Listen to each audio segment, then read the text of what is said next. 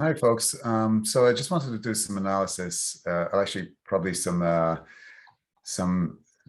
discussions around our tactics for the upcoming games. I think we discussed this on Sunday, and we said we'd concentrate on a few things, maybe set pieces to begin with, since that's maybe the most opportunity available to us.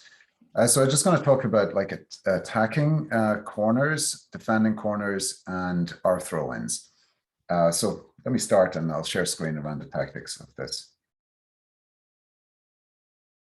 Right, so let me load full screen here. So this is our team shape. We've Andrew set us up in a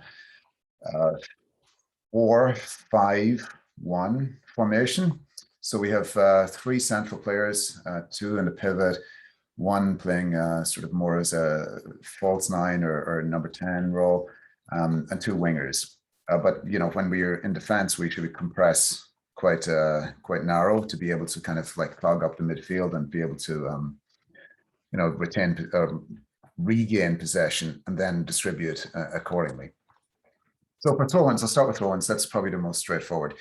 This is a throw-in on the left side. So I have the formation set up like so number 3, like the left back would take it.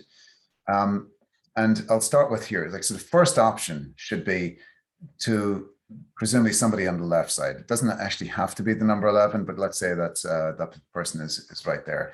That should be option A. Now the ball should be given to the feet of the player, and then that number 11 should be able to either give it right back to number 3 or turn or play to number 10, etc. Another option should be looked for is the more sort of parallel pass into the center, and then that person should be open either to turn and play 10 or 6 in infield, or alternatively backwards. Like that's okay to retain possession, then we can cross and actually change the field of play. Now, if like the most important thing on this, and I'll get to the key principles in a second, are that we do this quickly. We have like as soon as we get the throw in, we have quick transition to get the ball to the feet of players before the opposition has a chance to react, because they'll try and set their formation, and if by the time like it takes us forever to retrieve the ball, then they'll be more set and we'll potentially lose the ball in this position. But so if, for instance, we don't have we're not able to do it quickly and they've set, then we should actually start to move. So what I'm saying here is the player who's up here go backwards, and the number 8 in this circumstance go forward to actually reverse positions. But let's try that. Like if we find ourselves stuck here, there's no other options. We can tell that probably within 5 or like a few seconds, basically. Then switch this. This is the most important part. Number 11 come forward here, or the person who's on the left wing come into drop back, looking for the ball, and number 8 go forward. And again, the ball should be played to the feet. So here's the key principles. Do it quick. Like as soon as we, if there's substitutes on the off the field, or if we're able to get the ball quickly, let's do that. That's the most important thing. Second thing is get the ball to the feet of the player, so the player can then do something with it. It's not ideal if the person has to control it in the chest and then like play it to the feet. Movement of the option is not available, and then everybody, not just the players who are there, everybody around should be switched on to be able to provide options as soon as the ball comes here, as soon as the ball comes to players. Now I looked at some statistics, and I've been I review the Athletic and other articles around how teams like Liverpool in particular have actually really started to focus on throw-ins. Before that, they were like 45% retention rate of their throw-ins. Now they're up to like something like 67 to 70%. That's such a key thing. Like if we find ourselves like we've got a throw in and then we end up losing the ball because of it, that's we're suddenly on the defensive. That's not a good thing, right? So we want to see if we can really nail this. And that these throw-ins are obviously going to be many more of them than say corners, etc. So again, quick transitions, ball to feet if possible, movement.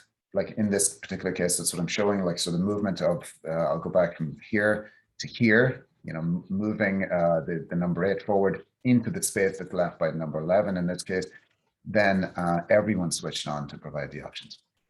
Okay, so that's for throw-ins. Defending throw-ins, I'm not really going to cover because it's just the same. Like we basically just have to get set with our regular sort of formation that we discussed.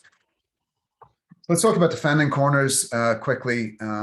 So here's, sorry, the defending corners quickly. So here's the typical formation. Now there's, I'll just show you, our goalkeeper to somebody on the front post, then our tall or most aerial dominant players is kind of in a more central role, being able to pick up the one-on-ones with their players. And then we always should have an outlet. We should always, these players here should be looking for, okay, when I get the ball, if we win it, how do I get it to whomever's up? In this case, I have Toby, like his number 9, or Ariel, whomever it is.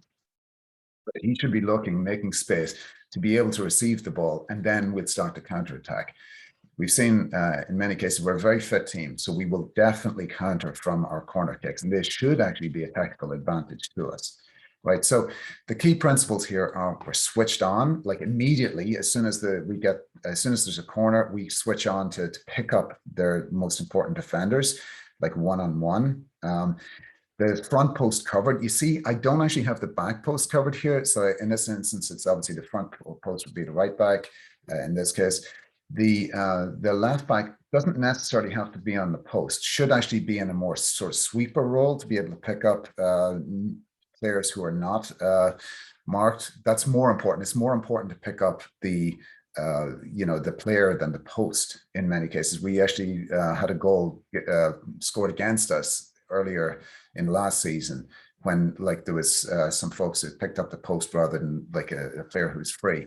That should never be the case. We should always prioritize picking up the player first, and then if we have time, then pick up the post. But again, the most important post to pick up is the front post, because the ball could come in low, hard, or just even short there. So we want to make sure we win it here. That's an important role. Then the aerial dominant players in the central, and other players ready to be able to be quick on the counter attack, basically. So if you have here like this is a formation that the blue team would have, I guess we're going to be the blue team going forward, but like the number 9 should be able to cover all of this space. So if we clear the ball into here, I'd expect Toby or Ariel or whomever's playing number 9 to be able to cover the space, hold the ball up, and then we will counter. We've seen that with very fit players. We will counter and make a run, and then we've got lots of space here behind us. Quick transitions are going to be key to us in our success. And then finally, this is corners that we were attacking. Now, this is something that I'm proposing that we try out.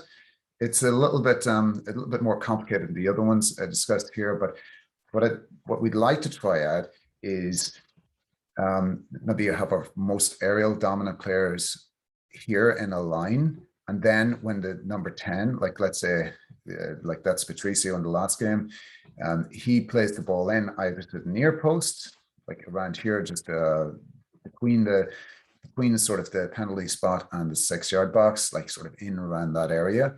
And the number 8 in this place, like the second player here, attacks that space, as does the number 4. The number 6 will attack the far post. So let's say like I was the number 6 last time, Tope was number 8. I'll have Nate here as number 4, just to put names to people because I think they're probably most of our more aerial dominant players. And let's say Toby's here. So we'd line up in this row. Toby would actually serve as a block here for their defenders who are one-on-one with us. I would Tope would go near post, try and go around Toby and kind of get into kind of a free position here to be able to have a free header on goal. Nate would cross over with me, try and do the same thing, just trying to get free into that sort of area here. And then I would be there available at the sort of back post. So again, that's 4 of us in a row trying to sort of take this angle here. And number 7, let's say that's Ariel, or 11's Masa, be sort of around this area, ready to kind of, to take the second ball. Toby actually is a great example here because he obviously, or Ariel is a great finisher. So after like we've tried to win the ball could break if it's not like a clear header on goal. And then these players are ready to pounce. And if the ball gets cleared, then we've got our number, like either a number 11 here, like Matza or Ariel, as I said, and our fullback here. That's deliberately like our left back. Whether it's I think it was Paul in the last game, sort of more positioned up here. Like they'll usually defenders, the opposing team will try and kind of cover this player here to make sure there's not a short ball, which is totally fine. But we should be looking, if the ball is cleared, make sure we get that ball quickly back into the area. And the same thing here, like the number 2 should be kind of tighter to, like, let's say this is Tony back here, like a sweeper. I think usually operates in that role. Then whomever was right back, like say it's Patrick in the last game, staying kind of close to there to make sure we're covered for the that it's 2-on-1 versus 1-on-1.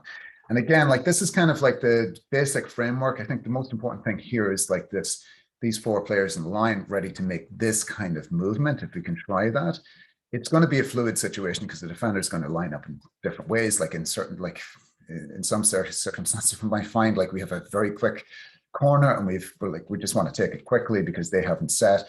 In which case, like we want to take advantage of that. But let's see if we can try this for the next game. And I'm going to post this on YouTube. So I'd appreciate comments on that. I sound like one of the YouTubers, I guess, but like put in the comments because I'm really trying to start the conversation here and see if we can try this. I'm not analyzing our game from the last time because, I talked about throw-ins, defending corners and attacking corners. But I feel like we need to sort of set the strategy and then like analyze after it, like at the next game, see did we actually accomplish that strategy? Did we adhere to those tactics? So that's what I'll kind of do next time, and then we can discuss more on like in the comments as well. Comment on whether what the next thing we should sort of focus on, whether it's like how we press as a team, or whether we do other things like our passing movements or triangles or whatever else we do. All right. Anyway, thank you, folks. Hope this is helpful. Thanks.